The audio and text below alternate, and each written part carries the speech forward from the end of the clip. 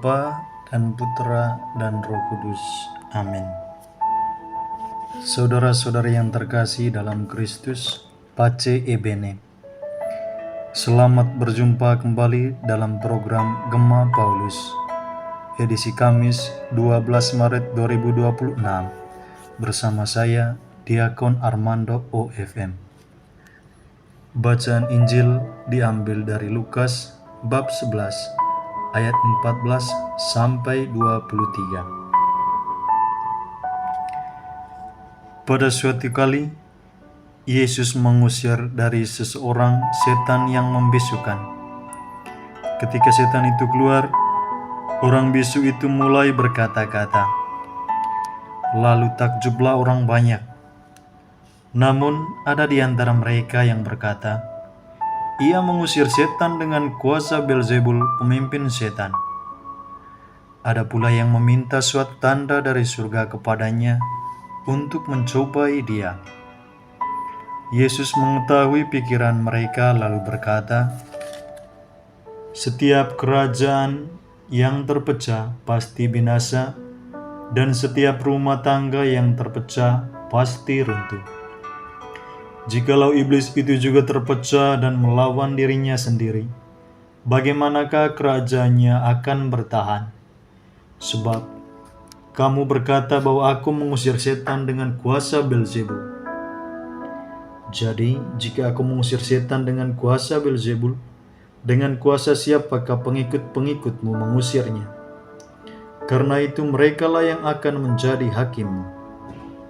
Namun, jika aku mengusir setan dengan jari Allah, maka kerajaan Allah sudah datang kepadamu. Apabila seseorang yang kuat dan bersenjata lengkap menjaga rumahnya sendiri, amanlah segala miliknya.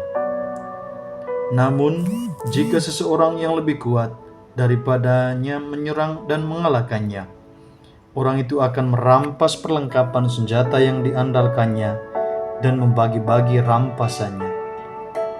Siapa yang tidak bersama aku, ia melawan aku, dan siapa yang tidak mengumpulkan bersama aku, ia mencerai-beraikan. Demikianlah sabda Tuhan. Terpujilah Kristus. Saudara-saudari yang terkasih, kisah Injil pada hari ini dimulai dengan penyembuhan seorang bisu yang kerasukan setan. Ketika setan itu keluar, orang bisu itu dapat berbicara. Reaksi orang banyak terbagi dua. Ada yang heran dan takjub, namun ada juga yang sinis. Seringkali dalam hidup kita melihat kebaikan terjadi, tetapi karena hati yang tertutup atau penuh iri hati, kita justru mencari-cari kesalahan di baliknya. Kelompok orang yang menuduh Yesus sedang mengalami kebutaan rohani.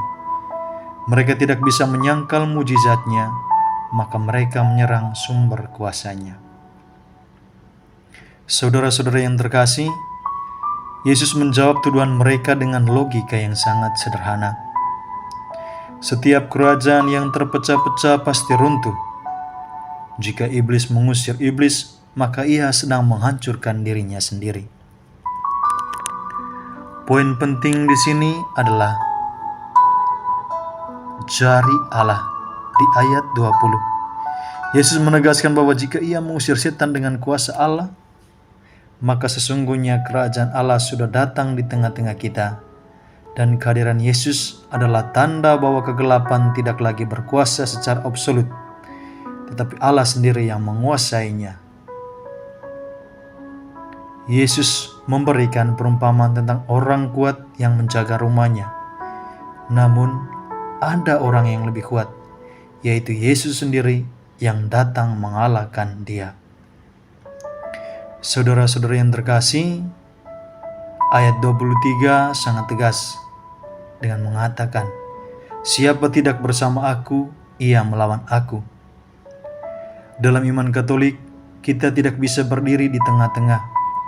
Kita tidak bisa mengaku Kristen, tetapi kita tetap memelihara dendam, ketidakjujuran, atau kuasa kegelapan lainnya. Tidak cukup hanya membuang yang jahat dari hati kita harus mengisinya dengan yang baik, yaitu Roh Kudus.